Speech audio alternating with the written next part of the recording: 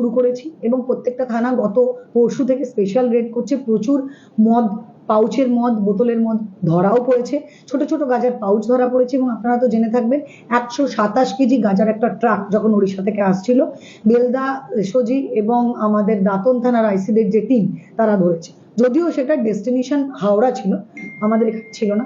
তাও আমরা এরকম রাস্তা দিয়ে যত ট্রাক থাকবে, যত খবর থাকবে, আমরা বড় বড় কনসাইনমেন্ট ধরার চেষ্টা করব এবং ছোট ছোট লেনগুলো যেখান থেকে পাউচ বা পুড়িয়া করে মদ বা গাঁজা বিক্রি হচ্ছিল, স্পেশালি আমাদের এখন যে নিয়ম হয়ে গেছে স্কুলের 200 মিটারের মধ্যে ইভেন কোনো পানের দোকানেও বিড়ি, সিগারেট এগুলো কোনোভাবে বিক্রি হবে না।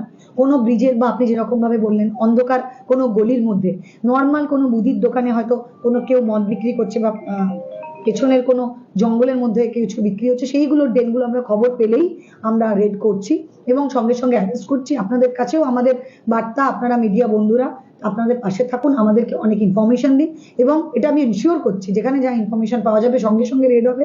আপনাদের বা জনসাধারণের কারোর নাম সামনে আসবে না, আমরা রেড করব এবং আমরা মানে নেশামুক্ত ভারতের দিকে প্রত্যেক দিন একটু একটু করে এগিয়ে গিয়ে সমস্ত যুব সমাজ, বাচ্চারা এবং অবশ্যই সমস্ত হাউসহোল্ড যারা নেশার জন্য তাদের বাড়িতে অশান্তি হয় বা তাদের যে রোজগার সেটা নষ্ট হয় বা মহিলারা খারাপ থাকেন, বাচ্চারা খারাপ পরিবেশে বড় হয়, তো থাকার একমাত্র ঠিকানা কাঁচরাপাড়া পলিক্লিনিক বা নাইট অ্যাঞ্জেল নার্সিং হোম। কেনাকাটার একমাত্র ঠিকানা আগমনী বাসন্তী।